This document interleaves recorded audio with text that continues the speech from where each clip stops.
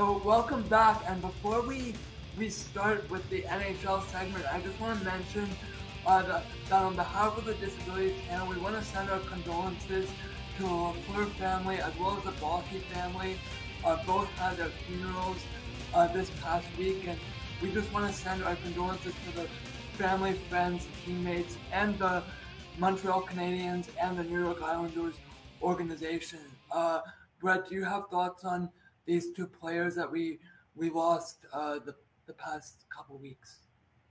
You know, Casey, both Mike Bossy and Guy Lafleur, solid to the earth people, great hockey players. They were both a little bit before my time, so I didn't get an opportunity to see either of them in their prime. But yeah, they've definitely left a lasting impact on the game. And again, like I said, they were solid, down to the earth people off the ice. That they're going to be missed. Yeah, and so let's get to the Leafs and Lightning. It's been a tight series so far, but I believe the Leafs need to stay out of the penalty box. That's shown in the last two games that if they want to succeed in the next series and get to the next round, they need to stay out of the penalty box. And Brett, I don't know about you, but I just think they're taking risks they're taking risks just to see if they're hitting players and saying, oh, is this going to be a penalty? I think it might be, but I need to hit this person still. And then they're questioning, why is it a penalty?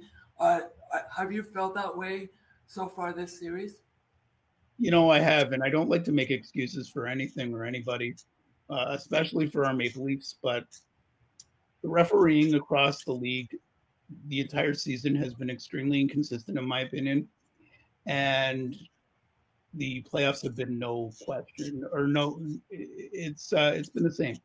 So, in my opinion, I think the referees need to put their whistles away and just let them play, unless unless the player's going out there and actually murdering somebody. There's absolutely no reason for them to be calling a penalty. Yeah, and I just think the Leafs need to, stay out of the box and play their style of hockey, and I think that'll get us to the next round. I'm sort of glad we're playing Tampa and not Boston, because this is a rough series enough as it is. I can't imagine playing a team like Boston that wants to come out and be rough half the time. So I'm so glad we're playing Tampa. And on that note, I just want to mention that I'm so glad to see people in the Platinums supporting the boys in blue, and they're in their seats where they're supposed to be, which is nice to see. Brett, I want to hear your analysis of other series around the league. How do you think they're going? I've seen tight series, but I've also seen lopsided games thus far. I want to hear your analysis on other games and other series going on around the league.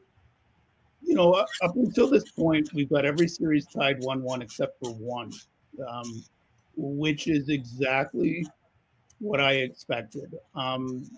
These games where, and we'll take the Leafs game one, for example, where they won 5-0, that is an absolute anomaly. I think that all these teams are as advertised, and I genuinely think that there's going to be at least 2 or 3 series that are going to go the distance. It's been fun hockey to watch, for sure.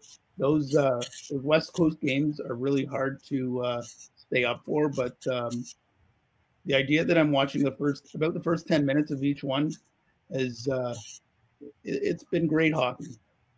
Yeah, and I'm just shocked to see Minnesota is doing really well where they've gotten to this point, and they're normally not a highly talked about team, but I think this season might change that. I think Minnesota's the team in the West to watch for. I genuinely think that them and Calgary could either one of them could be playing in the Stanley Cup final. Yeah, and I also think that Nashville, Music City, needs to get past the first round so that they have something to celebrate. I would love to see the Preds in the final, just so that that city has something to celebrate and be proud of. They've done well in the past, but I think just the culture of that city, I'd love to see them have something to celebrate. I think that Nashville is a team that's struggling strictly because UC Soros isn't playing right now. Hopefully, he comes back and is able to help them move forward. Yeah, and I also want Edmonton to succeed.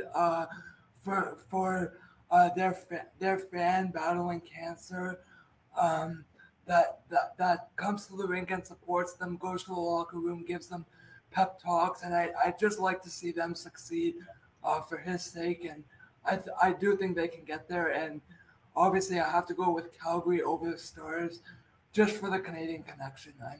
I'm cheering for all our Canadian teams, and I'm sure you're doing the same, right, Brett?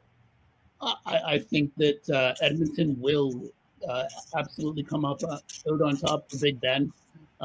He's been an absolute light in the darkness for that franchise this year. And like we were saying, I really think that Calgary is probably the best team in Canada right now. So I have absolutely no doubt that they're going to beat Dallas. But it is going to be a tight series, and it probably will go to the distance. It is, and I'm excited to watch the rest of the playoffs and see how these teams fare. So coming up, we'll bring in Jay Stoyan to give his analysis. Those are our predictions. Stay with us. We'll be right back. You're watching Press Box.